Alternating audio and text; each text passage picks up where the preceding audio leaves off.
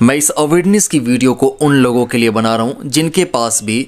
Loan repayment related WhatsApp पर और text में मैसेज रिसीव हो रहा है अलग अलग नामों से,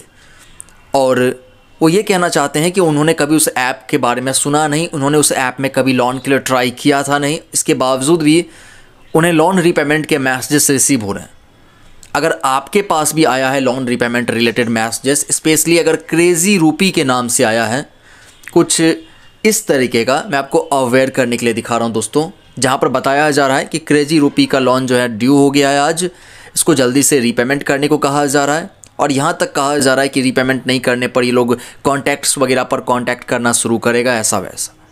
और एक यहाँ पर लिंक दिया हुआ है। अगर इस तरीके का मैसेज आपको भी मिला है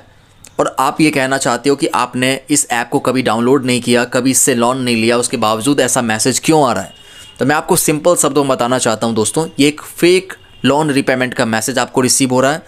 अगर आपने इस ऐप से या फिर कोई अनदर नाम ABCD XYZ कुछ भी ऐसा लिखा हुआ है ऐप का, और उससे रिलेटेड आपको लोन रीपेमेंट के मैसेजेस रिसीव हो रहे हैं,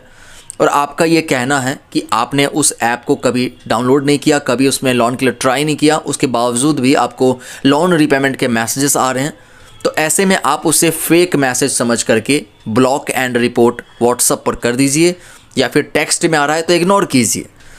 लेकिन अगर आपने उस ऐप को कभी डाउनलोड किया था, उससे कभी लोन लिया था, उसका रीपेमेंट कर दिया था, तो आपके पास प्रूफ होगा। आप उन लोगों को जो है रीपेमेंट का प्रूफ जो भी आपके पास हैं वो भेज सकती हो कि देख लो भाई हमने रीपेमेंट किया है। अगर फिर भी ये लोग बाद में फिर से रीपेमेंट करने को कहता है, तो ऐसे में आप नियर बाय में जो भी साइबर पुलिस स्टेशन है वहाँ पर जा करके साइबर पुलिस कंप्लेन कर सकते हो, साइबर पुलिस से हेल्प ले सकते हो। और तीसरी कंडीशन मैं एक और बताना चाहूँगा दोस्तों, कि अगर मान लीजिए जिस भी ऐप के नाम से आपके पास लोन रीपेमेंट का मैसेज आया है, अगर वाकई में आपने उससे कभी लोन लिया था, लोन अमाउंट आपको अगर रिसीव हुआ था बट आपने उसका रीपेमेंट नहीं किया था, तो रीपेमेंट करने के समय में आप ऐसे किसी नंबर से अगर आपको मैसेज आ रहा है तो डायरेक्टली उसके कहने पर रीपेमेंट नहीं करें, बल्कि जिस ऐप से आपने लोन लिया है वो ऐप आपके फ़ोन में ज़रूर होगा। आप उस ऐप में जा कर के